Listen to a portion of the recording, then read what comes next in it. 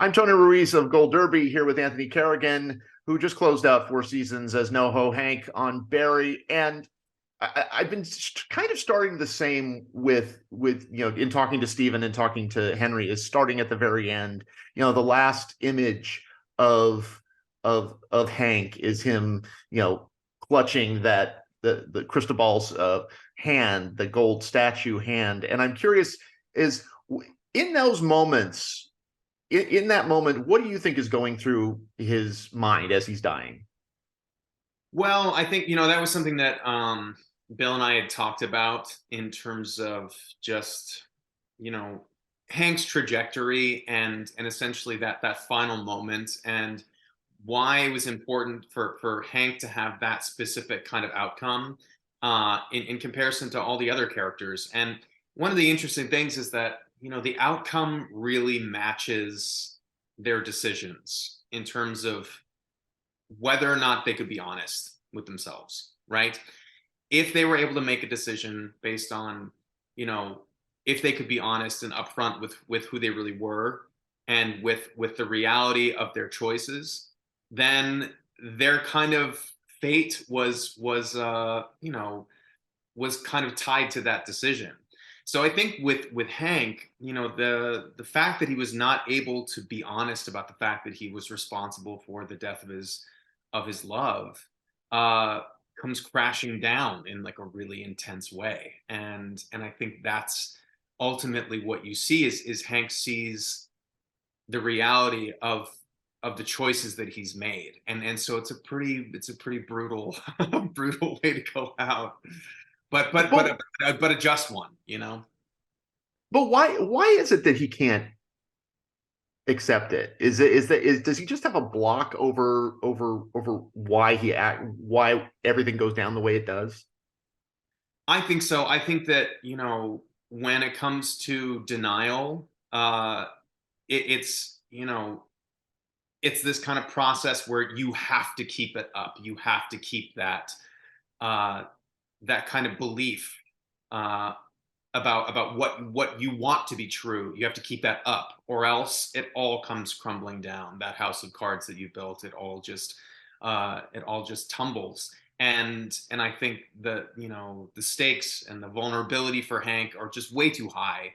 And so you can see even in that scene in episode 4 when Hank and Cristobal, where they have that huge scene. Hank makes the decision to just suppress his emotions and really shove everything down and delude himself, right? And then so that's the question at the end is, can he kind of come to terms with it? And unfortunately, the tragic part is he can't. Yeah, there's that great line that you have in that scene with Michael Irby where where he says, I feel more like myself than I ever have been. And I was like, I remember watching that going, come on, Hank. And I'm wondering if he's saying that because he believes it, or is he saying that because he wants to believe it? I think he's saying it because he wants to believe it. I think that's a really great observation, because I think that even when, as an actor, I was looking at that line, I think that there's, that was an example of Hank not really identifying with himself so much as identifying with this trauma, I think, that happened to him.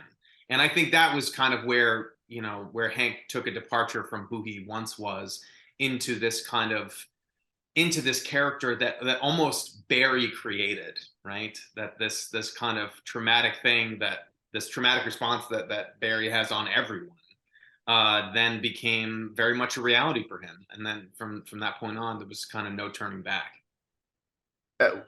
One of I think the comic highlights of the season is the rocket grenade.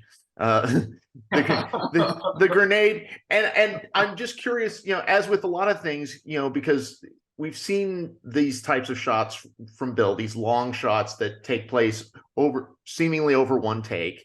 And I'm curious how much rehearsal, how much planning, how much choreography goes into those shots. Oh, so much rehearsal and so much planning. I mean, ultimately, what's funny is that our set is very different from most sets because we only do like a couple takes, really, and especially when something with something that choreographed and something that's specific, because that all was done in one take. I mean, granted, there was lots of effects in post and switches out of like stunt performers as well. So yeah, that one specifically was it, you really needed to just nail every aspect of it in order to kind of get to the next piece and make it all work. But yeah, it actually flew by because everyone was so prepared, and that's just a testament to Bill and the entire crew. Like they rehearsed it, they had everything ready, and everyone was just kind of Johnny on the spot when it came to shooting. And particularly in the last few episodes, after the time jump, really put Hank and Fuchs in this whole. And it's funny because I was talking to Steven, and with this whole Raven thing, which came from a joke Yeah. that started with you. Yes, that's true. Because Hank thought it would be cool. He was just like, this is a cool name, like the Raven, And like the irony is that, yeah, it was kind of, born out of that. Um, Almost as, like kind of, you know, Batman created the Joker in in a similar way. But it's really kind of amazing how well they were kind of able to tie that together and also pull it off too, and especially Stephen Root as that character. It's a really tough thing to kind of pivot with and create this whole new persona that is both very intense and dark, but also grounded, in reality, and also connected to who this character is, Fuchs. And it's almost just like, Stephen Root did such a wonderful job, essentially, I don't know, paring it all down. And instead of seeing Raven as this kind of new thing, you actually see the Raven as like who Fuchs was underneath the whole time. And I think that's brilliant. I just think it's so wonderful. But Hank also has kind of the same. You also have kind of the same challenge because there has to be still the Hank that we know, but yet with a different, maybe shinier veneer, particularly with the suits. Hello. Yeah, I know. Yeah, it's In that 8-year time jump, did you I, did you want to have Hank seem a little bit different after the time jump? well, it was really important that I didn't lose who Hank was, no matter how dark it got. And I think that was the kind of challenge, was to, have this character who has at times just been so goofy and lovable. But you start to explore the pathos of this character and the depth of the character and the darkness. And yeah, and you don't want to sacrifice all the good stuff that you found previously. So I think actually my angle into that was I've done a lot of research about trauma and about kind of what happens to people when they go through traumatic events. And so I think after the Bolivian dungeon scene, Hank is yeah, he's suffering from post-traumatic stress. And one of the symptoms of that is disassociation, right? Where you do not feel like yourself at all. You feel like a completely different person. And so what you do, I mean, I thought about like, well, what would I do if I was feeling dissociated? Well, I would try to pretend to be like myself in an attempt to, come off like I was okay. And so I thought that was my angle, was to have Hank be, pretending to be himself, right? So Hank was then doing a kind of, I don't know, overinflated version of who Hank was, but underneath was this deep sadness and this deep pain. So yeah, so I mean, it's an interesting kind of psychology from that point on. But and I'm curious, after a run like this on a show like this, where you take a character who wasn't necessarily supposed to be here that long, Right. and you really get to flesh it out, and you really get to play with it and dig into those layers. Did you find skill sets for yourself that maybe you didn't realize you had? Yeah, I think. Well, I think I was able to go deep into this character in a way that you don't get to do very often, and also just the richness of the writing and the material made that quite accessible. But I think, in terms of like skill sets, I think what I discovered was that, if you're willing, you can really just dive in and explore as much as possible. Yeah, a character that, you know, in the first season is completely different from the last season, right? And yet the challenge being, can I keep what made this character in the first season, and bring that through into a very changed character at the end, and make it work and make it track. And that's been my favorite thing, throughout Barry, has been playing this really multifaceted character, that had a lot of goofiness and a lot of silliness, but also a lot of insecurity and pain. And yeah, you just don't get that very often. I feel like one of the things, there is, Bill has talked about in various seasons how, there's a certain amount of improvisation that happens. Was that a skill that you had going into it? Or is that something that you've kind of like, knew a little bit about, but when you know a character this well, you can really go with it?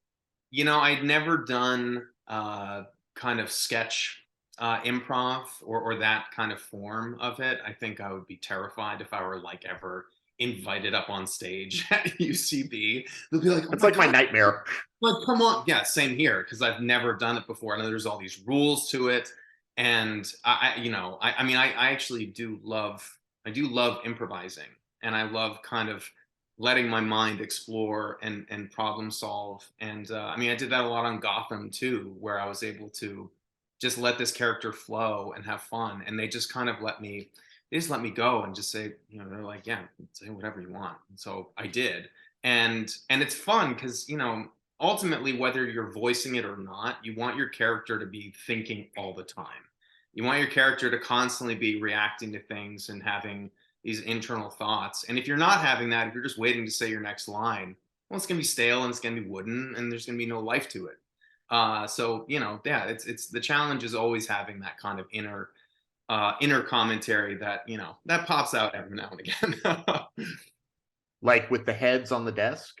Yes.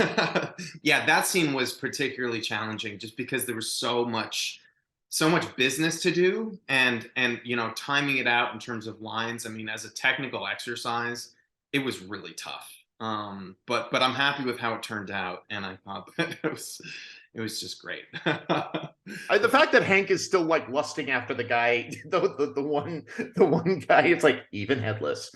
Even unless he's just like, wow, look at that guy. Just so hot.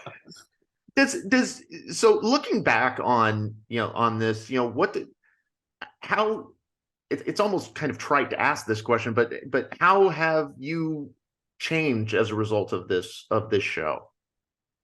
Wow. I mean, I think, I've changed in the sense that, Bill has been instrumental, I think, in helping me trust my instincts, which is always one of those things where, you never want to get too comfortable, but, you know, with something like Barry, I mean, Bill was just always so supportive and so intentional in terms of letting the actors find their way, right? Letting their actors kind of piece things together and make things make sense. Because ultimately, he didn't want anything that was not making sense, or rang untrue. And so, whatever way you could find to do it, he was really trusting of that, and he created this playground for all of us to just create and explore and have fun, and also do so like in record time, because we moved so quickly. And but it was because everyone was so prepared. And so yeah, so I mean, my big takeaways will probably be just, to trust my instincts, and to explore and have fun. And the moment I start to really overthink it, to just get back in my body, to just kind of, you know problem solve. And yeah, and there's nothing you can't do when you come at it from that angle. What was your last day like? What was the last thing you shot? The last thing I shot was the death scene. And Really? yeah, that was the last thing that I shot. And you know, the day itself, I think, it was really beautiful. It was really, I made such an intention to soak it all in and take stock of just how marvelous these past 7 years have been. And, you know, because it's really special. Barry's a really special show. And I didn't want to waste any time by kind of just, you know, worrying about anything. I really just wanted to you know, talk to the crew and really appreciate every second of it, because when you have something that special and that unique, you gotta take stock, and you gotta be very grateful for it. So yeah, I was just so happy. You know, we're so happy and yet so devastated as the That seems like a pretty perfect encapsulation of the show itself. Yeah, 100%. So we were all joking. I mean, it was, you know, like everyone was really somber, and, you know, that was a really intense moment, obviously. But within moments, we were just cracking up again. So yeah, it was great. Well, it's been quite the ride, and it's been really fun to kind of go along on the journey with you and this whole group of hooligans. Everybody go to goldderby.com, make your predictions for the Emmys, and stay tuned for interviews with more contenders throughout Emmy season. Anthony Carrigan, always great to see you. Thank you so much. Great to see you too. Thanks for having me.